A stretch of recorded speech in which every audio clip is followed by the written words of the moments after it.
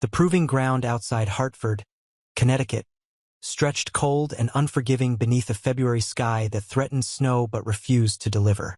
Captain James Holloway stood at attention, his breath forming small clouds in the bitter air, watching as the delegation of German military observers stepped down from their motorcar.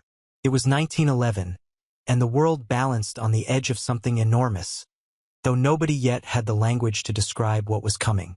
The Germans arrived in pressed wool uniforms, their brass buttons catching what little light the overcast afternoon offered, their expressions carved from the same stone as the granite hills surrounding the Winchester proving grounds. Preparing and narrating this type of story took us long efforts and hard work. So if you are enjoying the story, please consider subscribing to our channel. Holloway had been briefed 3 times about this demonstration. The United States Army had finally adopted John Moses Browning's design after years of testing, after the disastrous failures of .38 caliber revolvers in the Philippines, after soldiers had watched Moro warriors absorb multiple shots and continue charging with blades raised.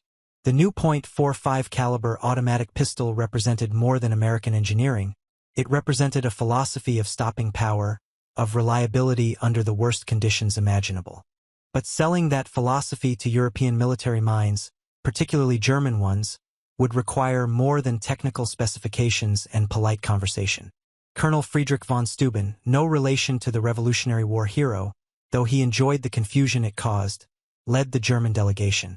He was 53 years old, a veteran of colonial campaigns in Africa, a man whose handlebar mustache seemed to have its own military bearing.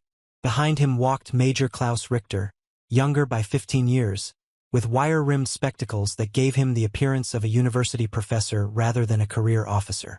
The third member of their party was Captain Werner Hoffmann, barely 30, whose family had manufactured firearms in Seoul for 3 generations and who approached the demonstration with the quiet superiority of someone who believed German engineering had already perfected everything worth perfecting. "Gentlemen," Holloway said, extending his hand, "welcome to Hartford. I trust your journey from New York was comfortable." Von Steuben's handshake was brief, professional, utterly without warmth. "Adequate," he replied in English that carried only the slightest accent. "We are here for demonstration, not comfort. You understand this, yes?" "Of course, Colonel." Holloway gestured toward the long table where 3 Colt Model 1911 pistols lay disassembled, their components gleaming with fresh oil. "We've prepared a comprehensive evaluation. I think you'll find the design addresses many of the concerns your initial assessment raised." Richter stepped closer to the table, his hands clasped behind his back in a posture that suggested he was inspecting something faintly distasteful. "We have reviewed your technical documentation," he said. "The toggle lock mechanism is derivative. The grip angle is uncomfortable. The magazine capacity is inferior to the Luger by 2 rounds. He picked up a barrel, held it to the light, examined the rifling. "And the caliber, this .45 ACP, it is, how do you say, brutish, excessive. A pistol is for officers, for precision at close range, not for breaking doors." Holloway had been warned about this. The Germans loved their P-08 Luger, that elegant weapon with its graceful lines and toggle action that moved with the precision of a Swiss watch. The Luger fired a 9mm cartridge, smaller and faster, designed for accuracy and penetration. The American .45 was something else entirely, a heavy, slow-moving projectile that delivered massive shock and stopping power. It was the difference between a rapier and a sledgehammer, and the Germans had already decided which they preferred. "If I may, Major," Holloway said carefully, "the 1911 wasn't designed to compete with the Luger on the Luger's terms. Different doctrine, different purpose. Our experience in the Philippines demonstrated that pistol cartridges needed to stop determined combatants immediately. The .45 achieves that where smaller calibers failed." Von Steuben made a dismissive sound. "The Philippines. Yes, we have heard the story many times. Americans charging into jungle fighting tribesmen with knives. Perhaps your soldiers should learn better tactics, no?" He smiled, but there was no humor in it. "A well-trained soldier with a Luger does not need to shoot a man twice." Captain Hoffmann had moved to the firing line, where targets stood at various distances, 7 yards, 15 yards, 25 yards. "The test protocol you have proposed," he said, reading from a document. 6,000 rounds through each weapon. Exposure to sand, mud, water. Firing in extreme cold and heat. This is theatrical. A pistol is maintained, cleaned regularly. These conditions are artificial. With respect, Captain, they're not. A new voice entered the conversation, and Holloway turned to see John Moses Browning himself approaching. The designer was 66 years old, his face weathered from decades of work in gun shops and testing facilities, but his eyes remained sharp and observant. He moved with the careful dignity of a man who had spent his life creating mechanisms that needed to work perfectly every single time. In combat, weapons encounter conditions you can't predict. A soldier drops his sidearm in a stream crossing. Sand gets into the action during a desert patrol. The weapon freezes in winter trenches. If a pistol can't function in those circumstances, it's just an expensive club. Von Steuben regarded Browning with something approaching respect. Herr Browning, your reputation precedes you, but you must understand German officers do not drop their weapons. They do not permit them to become fouled with mud. This is a matter of discipline. I'm sure German discipline is exemplary, Colonel, Browning replied. But I've been designing firearms for 40 years, and I've learned one fundamental truth. Weapons exist in the real world, not in the ideal one. The 1911 is built for the real world. The first phase of testing began with precision shooting. Each delegation member fired the Luger and the 1911 at paper targets, measuring group size and accuracy. Major Richter, predictably, was an excellent shot. He put 5 rounds through the Luger into a group that could be covered by a silver dollar at 15 yards. Then he picked up the 1911, adjusted his grip twice to accommodate the different angle, and fired. The heavy pistol barked, a deeper, angrier sound than the Luger's sharp crack. His group was slightly larger, perhaps 3 inches across. You see, Richter said, setting the pistol down. Less accurate. The recoil is harsh, the sight picture is crude. For target shooting, this is inferior. May I, Major? Browning asked. When Richter nodded, Browning picked up the 1911, chambered a round with a smooth motion that suggested 10,000 repetitions, and fired 5 shots so quickly they sounded almost like a single extended explosion.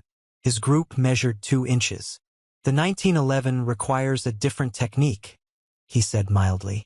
But in practiced hands, it's quite capable. What followed was a display that Holloway had witnessed before but still found remarkable. Browning had 3 1911 pistols prepared, one that had been submerged in a bucket of sand and water overnight, one that had been frozen in a block of ice for 12 hours, and one that had been left in direct sunlight after being coated in thick mud. The German officers watched with expressions that shifted from skepticism to grudging interest as each pistol was retrieved from its torture chamber. The frozen pistol came first. Ice crystals still clung to its frame as Browning worked the slide, chambered around, and fired. The shot echoed across the proving ground. He fired again, and again, 15 rounds without malfunction. The slide locked back on an empty magazine, and Browning reloaded smoothly, fired another magazine. 30 rounds total. Not a single failure. The ice did not damage the mechanism? Hoffman asked, leaning forward. The 1911 has generous tolerances, Holloway explained. Tight tolerances make for accuracy in pristine conditions, but they fail when contaminants enter the action. We designed this pistol with enough clearance that ice, dirt, or powder residue won't prevent the mechanism from cycling. The mud-caked pistol was even more dramatic. Browning didn't bother wiping it clean.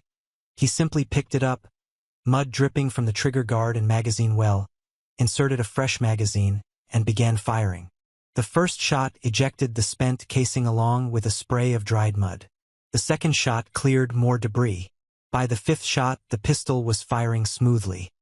He emptied 2 magazines, 44 rounds total, and the only malfunction was a failure to feed on the 37th round when a particularly large chunk of mud blocked the magazine lips. Browning cleared it in 2 seconds and continued firing.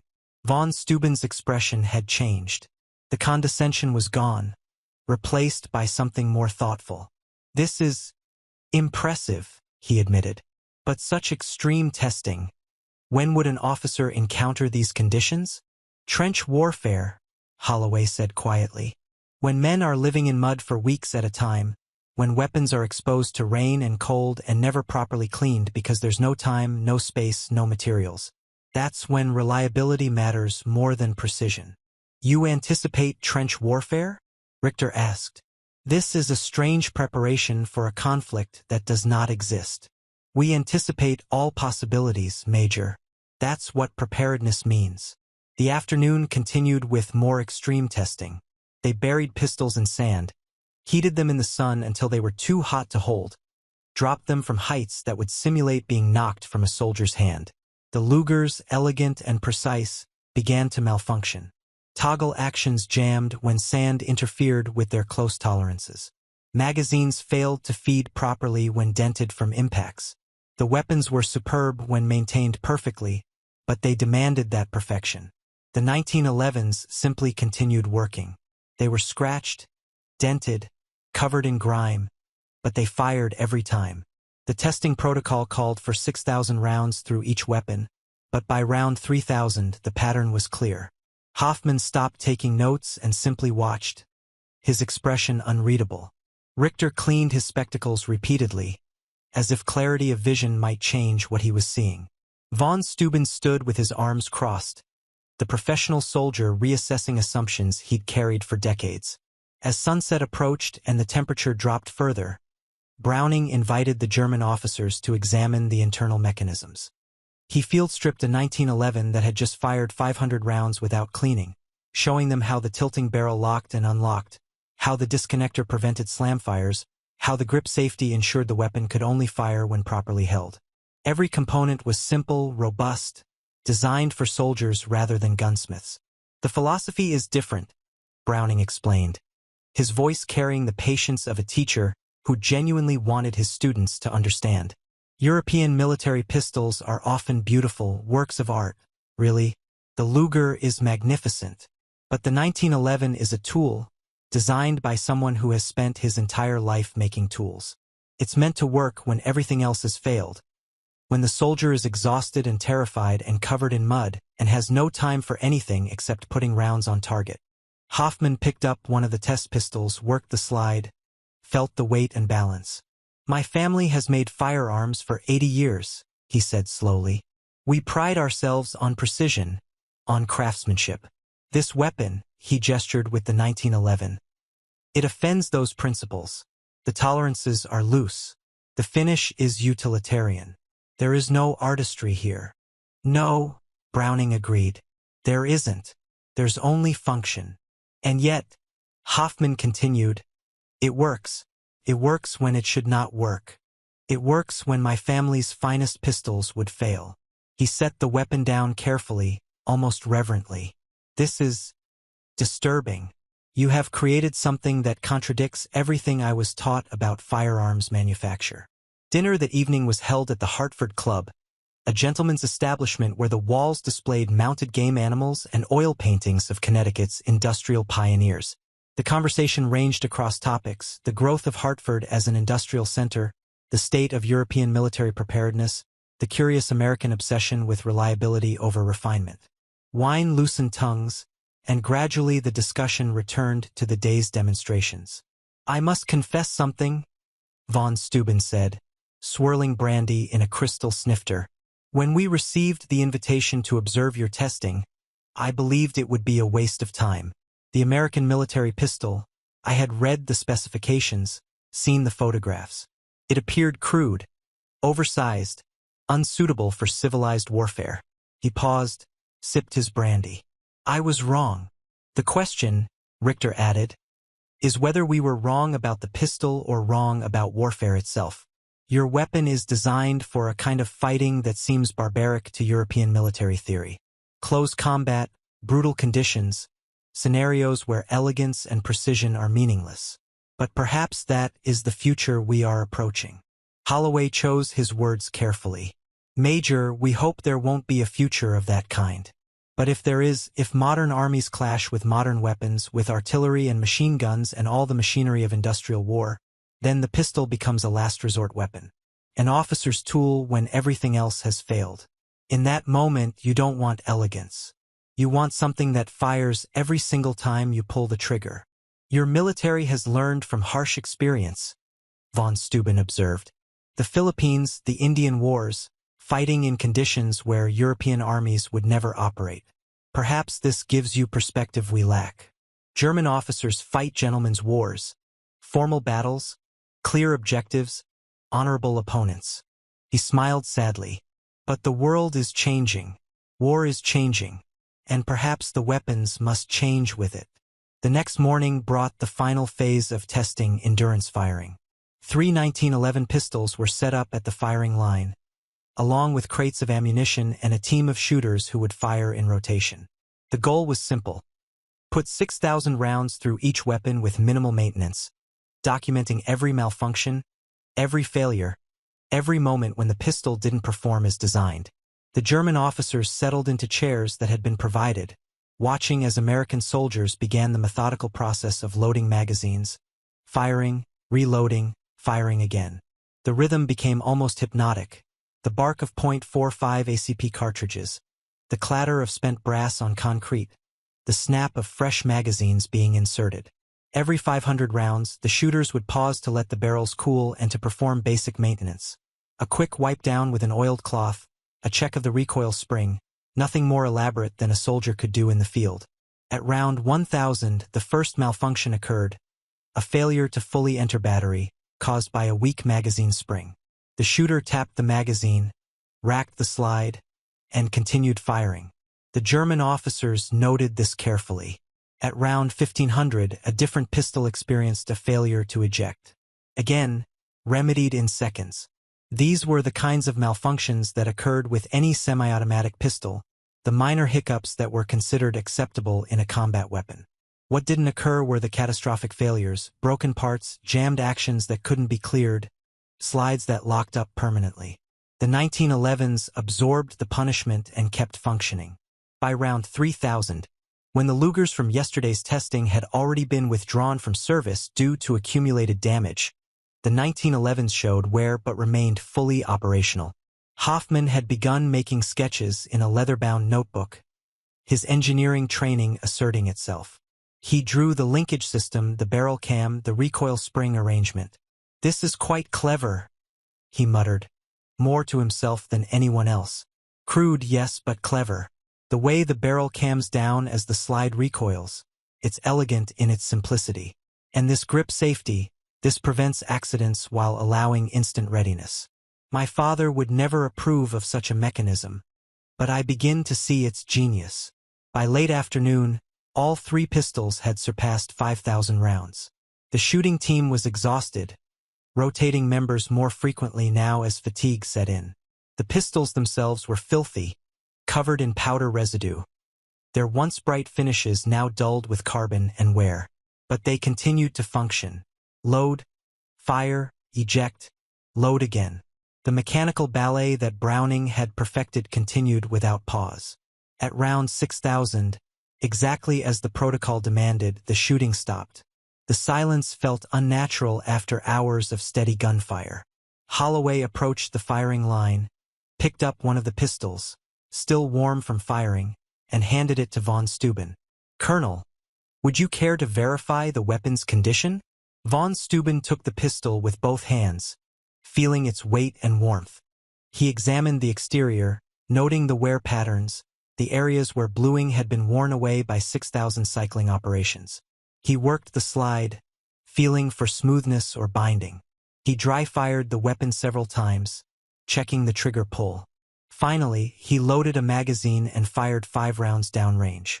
Each shot felt identical, same recoil impulse, same point of impact, same reliable function. 6,000 rounds, von Steuben said, almost to himself. 6,000 rounds through conditions that would have destroyed any pistol in the German military inventory.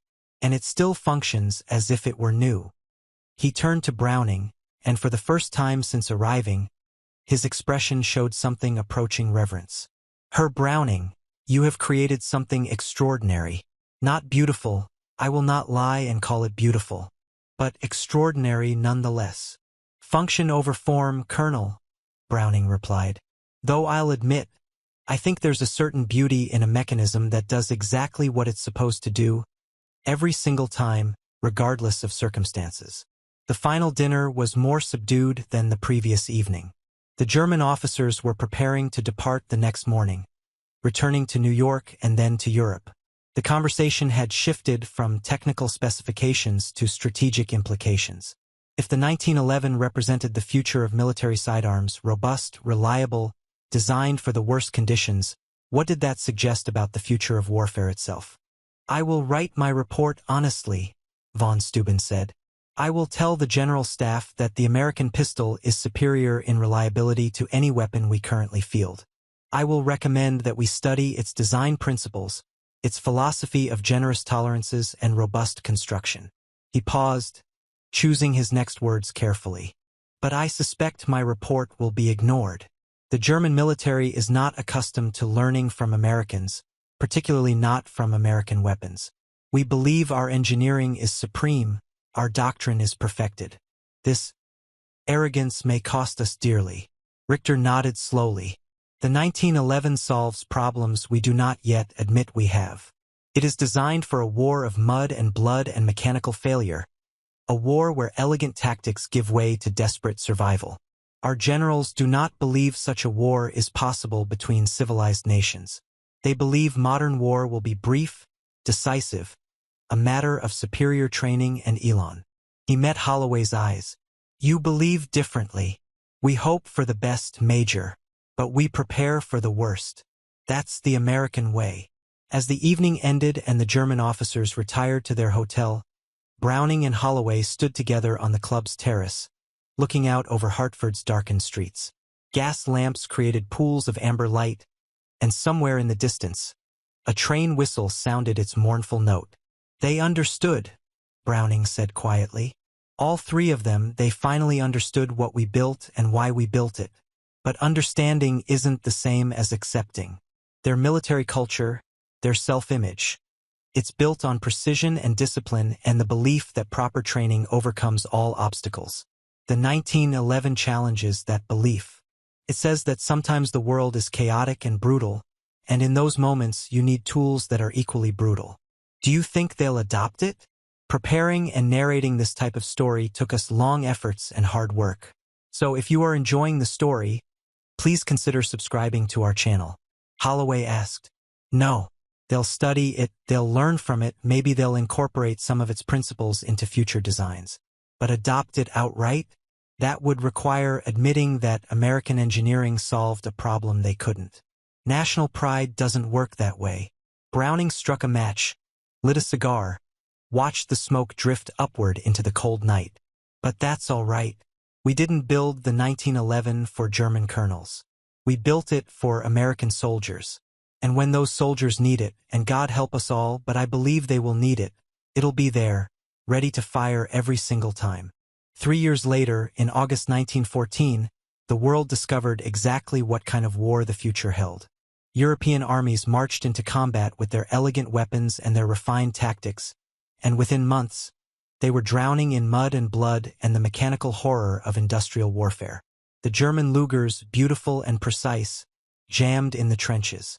Officers died fumbling with mechanisms that couldn't handle the filth and chaos of modern combat. But in 1917, when American soldiers finally arrived in France, they carried 1911 pistols. And in the desperate close quarters fighting of trench raids, in the mud and terror of no man's land, those pistols fired every single time. German soldiers who survived encounters with American troops reported with something approaching awe.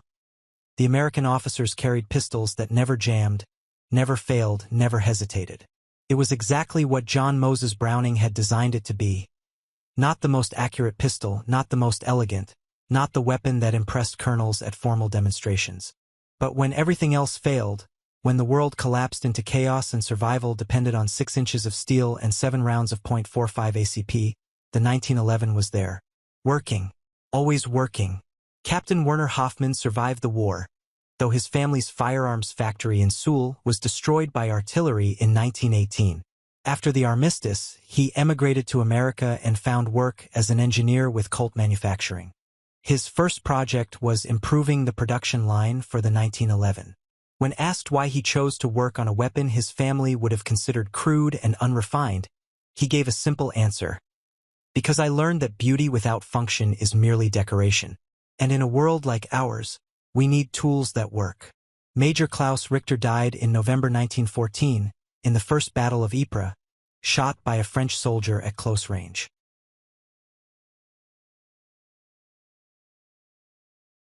His Luger had jammed from mud exposure, leaving him defenseless.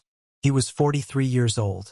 Colonel Friedrich von Steuben lived until 1932, long enough to see Germany rebuilding its military, to see new pistol designs that incorporated lessons from the Great War, looser tolerances, simpler mechanisms, designs that prioritized reliability over precision. He kept a letter in his desk, written in 1911 but never sent, addressed to the German General Staff. In it, he described the Hartford demonstrations and recommended immediate adoption of the 1911's design principles. The letter was found after his death, a ghost of a warning that no one had heeded in time. The 1911 itself continued in American military service for 74 years, finally replaced as the standard issue sidearm in 1985. But it never truly left. Special Operations Forces still carried it. I'll complete the story and provide the subscription message separately.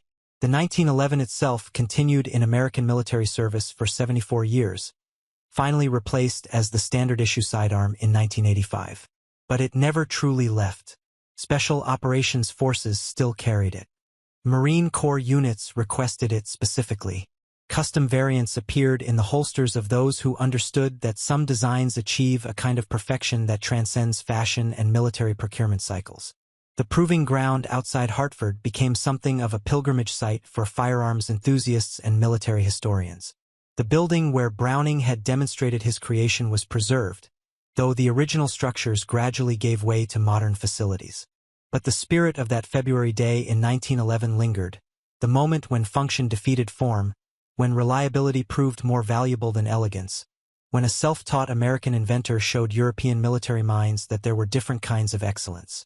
In 1961, on the 50th anniversary of the Hartford demonstrations, the United States Army held a commemoration ceremony. Veterans who had carried the 1911 in two world wars, Korea, and the early days of Vietnam gathered to share their stories. Captain James Holloway, now 93 years old and confined to a wheelchair, attended as the guest of honor. His memory remained sharp, and when asked about that cold February day, his eyes gleamed with the same intensity they'd held 5 decades earlier. "They thought we were barbarians," Holloway told the assembled crowd, his voice thin but clear. "The Germans looked at our pistol and saw something crude, something beneath their standards. They couldn't understand why we'd sacrifice precision for reliability, why we'd choose function over beauty. But Mr. Browning understood something they didn't. He understood soldiers." The crowd included a surprise guest, Werner Hoffman, now 79 years old, who had traveled from his home in New Haven to attend the ceremony. He walked with a cane, his once dark hair now completely white, but his bearing remained erect, his engineering mind still sharp. When Holloway finished speaking, Hoffman stood slowly and made his way to the podium. "Captain Holloway is correct," Hoffman said, his accent still present after 44 years in America. "We were arrogant. We believed German engineering had achieved perfection, that American inventors were merely copying superior European designs." He paused, gripping the podium. "But John Browning taught me the most important lesson of my career. The perfect weapon is not the one that performs best under ideal conditions.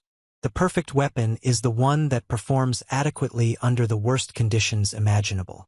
Hoffman reached into his jacket and withdrew something wrapped in cloth. He unwrapped it carefully, revealing a 1911 pistol worn smooth from decades of handling. "This was my service pistol during my years at Colt Manufacturing. I carried it every day for 35 years. It has never failed me. Not once." He held it up for the crowd to see. "My father would have called this weapon primitive. I call it the finest firearm ever created." The ceremony concluded with a firing demonstration, 3 1911 pistols manufactured in 1912, 1942, and 1961, all firing flawlessly after being subjected to the same torture tests Browning had devised 50 years earlier. The message was clear: Some designs achieved a kind of timelessness, a fundamental rightness that didn't need improvement, only recognition. But the true legacy of that Hartford demonstration extended far beyond the 1911 itself. Browning's philosophy, designed for the real world, not the ideal one, prioritize reliability over refinement, build tools for soldiers, not collectors, became foundational to American weapons development. When Eugene Stoner designed the AR-15 in the 1950s, he incorporated generous tolerances and simple mechanisms. When Mikhail Kalashnikov created the AK-47, he prioritized reliability above all else, creating a weapon that could be buried in mud, frozen in ice, or dropped from a helicopter and still fire flawlessly. The Hartford demonstration also changed how military procurement evaluated weapons. Before 1911, testing focused on accuracy, precision, and performance under controlled conditions. After Hartford, military evaluators began subjecting weapons to extreme environmental testing, endurance trials, and abuse scenarios. The question shifted from, how well does it work when everything is perfect, to, does it still work when everything has gone wrong? This philosophy spread beyond firearms. Aircraft designers began building redundant systems, assuming that critical components would fail under combat stress. Ship architects incorporated damage control principles, designing vessels that could absorb punishment and remain operational. The entire American military-industrial complex absorbed the lesson that Browning had demonstrated with his pistol. Build for the worst day, not the average one. In 1991, during the Persian Gulf War, a Marine Corps officer named Captain David Morrison found himself in a situation that would have seemed familiar to the soldiers who fought in 1917. His unit encountered Iraqi forces during a night patrol, and the engagement deteriorated into close-quarters combat in an abandoned building. His M16 rifle jammed from sand exposure. His backup weapon was a 1911 pistol manufactured in 1943, 48 years old, carried by 3 generations of Marines, worn smooth from handling but meticulously maintained. Morrison's after-action report described firing 37 rounds in near-total darkness, each shot hitting exactly where he aimed, each ejection cycling perfectly despite the sand and dust that had destroyed more modern weapons. "I don't know who manufactured this pistol," he wrote, "and I don't know which Marines carried it before me. But whoever they were, they trusted their lives to this weapon, and so did I. Performed flawlessly. Some designs are simply right." That pistol now resides in the National Museum of the Marine Corps, displayed alongside Morrison's citation for valor. The placard explains its history. Manufactured at Colt's Hartford facility in 1943, carried through the Pacific Theater in World War II, Korea, Vietnam, and Desert Storm. 80,000 rounds documented through its barrel. Still functional, still accurate, still reliable. The German military, meanwhile, followed a different path. After World War I, they developed the Walther P-38, incorporating some of the 1911's reliability principles but maintaining their preference for smaller calibers and more complex mechanisms. The P-38 was an excellent weapon, accurate, reliable enough for European conditions, well-suited to military service. But it never achieved the legendary status of the 1911. It was a very good pistol. The 1911 was something more. In the decades following World War II, firearms historians and engineers began studying the Hartford demonstration as a case study in design philosophy. Universities offered courses analyzing Browning's approach to mechanical engineering. Business schools examined how the 1911's success challenged conventional wisdom about quality and refinement. The weapon became a metaphor. Sometimes you need the elegant solution, and sometimes you need the one that works when everything else has failed. John Moses Browning died in 1926, in his workshop in Belgium, still designing firearms at 71 years old. He never lived to see the 1911 become the legend it would become, never witnessed its performance in World War II or Korea or Vietnam. But he would have understood its legacy perfectly. He had designed it not for glory or recognition, but to save the lives of soldiers he would never meet, in battles he couldn't imagine, in conditions that would test the limits of mechanical reliability. His philosophy was captured in a letter he wrote to his son in 1918, shortly after American troops arrived in France carrying 1911 pistols. A weapon designer bears a terrible responsibility. If your mechanism fails, if your design proves inadequate, men die. Not in the abstract, not as numbers in a report, but as individuals, young men with families and futures and dreams. So you design for their worst day. You imagine them exhausted, terrified, covered in mud, their hands shaking from cold or fear or both. And you build something that works for that soldier in that moment. Everything else is secondary. This principle extended beyond military applications. Commercial firearms manufacturers began adopting the 1911's design philosophy. Revolvers became more robust, able to function in adverse conditions. Hunting rifles incorporated simpler actions that could be field-stripped and maintained without specialized tools. The entire American firearms industry shifted toward reliability as the paramount virtue. The shift wasn't without resistance. European manufacturers continued to produce elegant, precise weapons that demanded proper maintenance and careful handling. They argued that reliability was a function of discipline, not design, that properly trained users would maintain their weapons adequately, rendering crude tolerances unnecessary. The debate echoed the conversation von Steuben had with Browning on that cold Hartford evening. Different philosophies of warfare, different assumptions about soldiers, different conclusions about what constituted excellence. But history rendered its verdict in mud and blood. In every conflict where American and European forces fought side by side, the American weapons proved more reliable under field conditions. The M1 Garand, designed with the same philosophy as the 1911, functioned flawlessly in conditions that jammed European rifles. The M2 Browning machine gun, another of John Moses Browning's designs, fired so reliably that weapons manufactured in 1933 remained in service into the 21st century. The Hartford demonstration had revealed something fundamental about the relationship between design and reality. Perfect conditions were rare. Ideal circumstances were fleeting. The real world was harsh and unforgiving, and it demanded tools that could match its brutality with mechanical resilience. Browning understood this intuitively, and his understanding changed how Americans thought about engineering, reliability, and the nature of excellence itself. By the 1980s, when the military officially replaced the 1911 with the Beretta M9, the decision sparked fierce debate. The M9 offered higher magazine capacity and marginally better accuracy. But soldiers who had carried the 1911 protested its replacement. They told stories of weapons that fired after being dropped from helicopters, that functioned after being submerged in rivers, that saved their lives in moments when any other weapon would have failed. The Marine Corps initially refused to adopt the M9, insisting on retaining the 1911. Special operations units across all services requested exemptions from the new standard issue. Custom gunsmiths built modernized variants that incorporated improved sights and ergonomics, while maintaining the fundamental reliability of Browning's original design. The 1911 didn't retire, it evolved, adapted, persisted. In 2011, on the 100th anniversary of the Hartford demonstration, military historians organized a recreation of the original tests. They located 1911 pistols manufactured in each decade from 1911 to 2011, subjecting them to the same torture tests Browning had devised. Frozen in ice, buried in sand, caked in mud, dropped from heights, fired continuously until the barrels glowed red. Every single weapon functioned. Every single one cleared its malfunctions in seconds and continued firing. Pistols manufactured before World War I performed identically to pistols manufactured in 2010.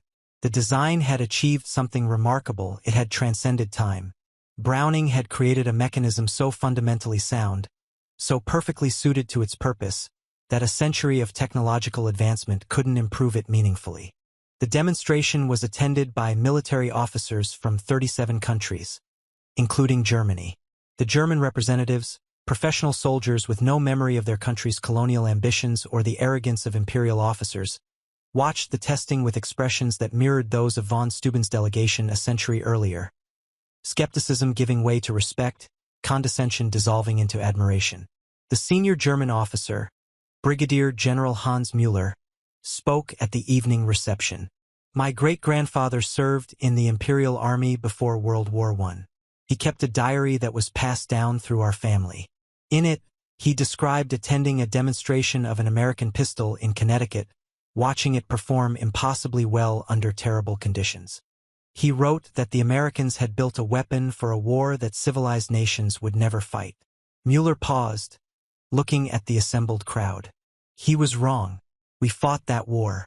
And in the mud of the Western Front, in the frozen forests of Russia, in every brutal close-quarters engagement, weapons like the 1911 proved their worth.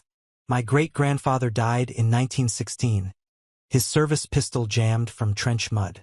Perhaps if our military had listened to men like him, if we had learned from demonstrations like Hartford, the outcome would have been different. The 1911's legacy extended beyond military service into American culture itself. The pistol appeared in films and literature as a symbol of reliability and American pragmatism. It became shorthand for a particular approach to problem-solving. Identify what absolutely must work, design it to work under the worst conditions, accept no compromise on reliability. This philosophy influenced everything from aerospace engineering to software development.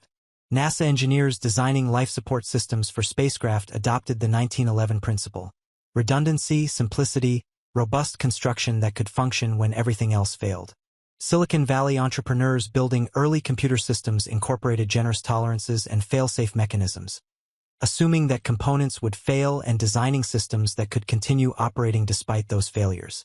The Hartford demonstration had somehow become foundational to American engineering identity.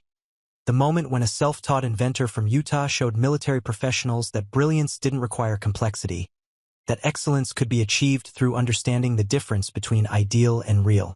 In 2018, at age 107, the 1911 design remained in production by dozens of manufacturers worldwide. Custom gunsmiths built variants for competition shooting, personal defense, and collectors. The basic mechanism, tilting barrel, linkless cam, grip safety, single-action trigger, remained unchanged from Browning's original concept. Some designs improved with age. Some became obsolete. And some achieved a kind of permanence, a rightness that needed no revision. The proving ground outside Hartford, where it all began, was designated a National Historic Site. Visitors could walk the same ground where German colonels watched American soldiers torture pistols into submission. Interpretive displays explained the technical innovations, the historical context, the philosophical implications of that cold February demonstration. But the real memorial was simpler: 1,911 pistols mounted in a glass case.